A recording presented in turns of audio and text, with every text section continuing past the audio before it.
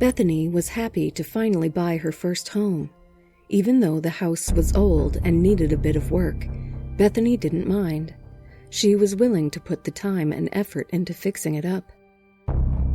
The house did look kind of creepy, especially at night, but Bethany wasn't easily scared by such things. When Bethany wasn't at work, Bethany spent the following days trying to clean and organize her new home. Aside from all the hard work, everything seemed to be fine. However, little by little, Bethany started to notice a few odd things. Dishes that she was sure she had put away would be missing. Some small articles of her clothing would all of a sudden be hard to find. Even some of her furniture looked like they had been moved.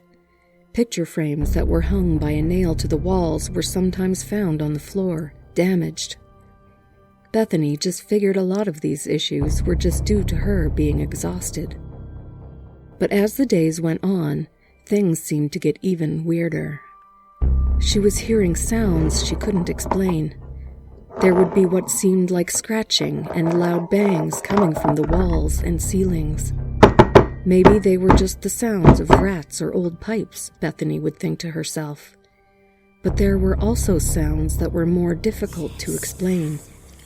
Sometimes she would hear what sounded like somebody talking or breathing heavily, coming from the walls and ceilings. Many nights, while in bed, Bethany would also hear what she thought were the sound of footsteps around the house.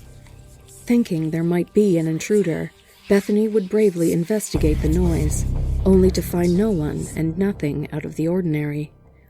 Again, Bethany just brushed it off as a product of her being exhausted by the move.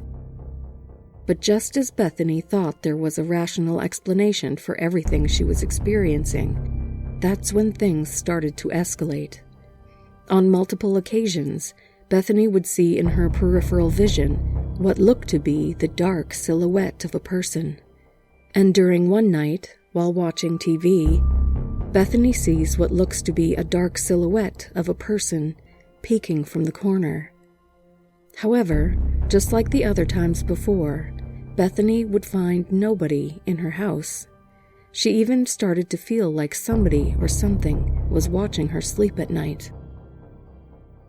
After a while, Bethany had had enough. Despite her best efforts to come up with a rational explanation for everything, she could no longer ignore what she was experiencing. If her house was truly haunted, then Bethany was determined to find out once and for all.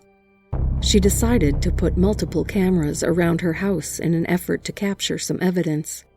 But just as Bethany is setting everything up, she hears a loud thump from her ceiling, and right at that moment, the ceiling cracks open as a man falls right through.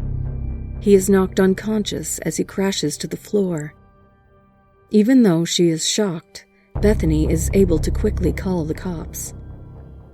Later that night, as the medics take the unconscious man to the hospital, one of the police officers on the scene informs Bethany about the intruder. He's a homeless man with a history of mental problems, the officer tells Bethany. Apparently, he had been squatting in the house and secretly living with Bethany once she moved in. The police officers found some of Bethany's missing items in the attic, walls, and crawl spaces around the house. The cops tell Bethany that they even found scribbling of weird symbols around those areas. As horrified as Bethany is of the news, she's just relieved to have finally figured out the cause of all the weird things that had been happening the last couple weeks. Hello? Hello. Is this Bethany? Who's asking? You live on 4017 Sakers Road? Look, I know I'm the last person you want to be talking to, but I just wanted to tell you how sorry I am about what happened. I just got out of coma and, You shouldn't be calling here. If you call here again, I'm going to call the cops and press charges this time. Listen, I'm calling you because you need to get out of that house. You're in danger there. What are you talking about? Your house, it's haunted. Maybe you thought it was just me, but it wasn't. There are evil spirits haunting your home. You need to get out. Stop with the crazy talk. I found all the devil-worshipping symbols you scribbled around the house. Do you know how much cleanup I had to do? Wait, you didn't get rid of them, did you? The graffiti? Of course I did. No! Those weren't devil-worshipping symbols. Those were protection symbols. They were there to help you keep them at bay. But every day that passes, the evil spirits get stronger. They tried to kill me and they're gonna come after you now. Get out of the house now!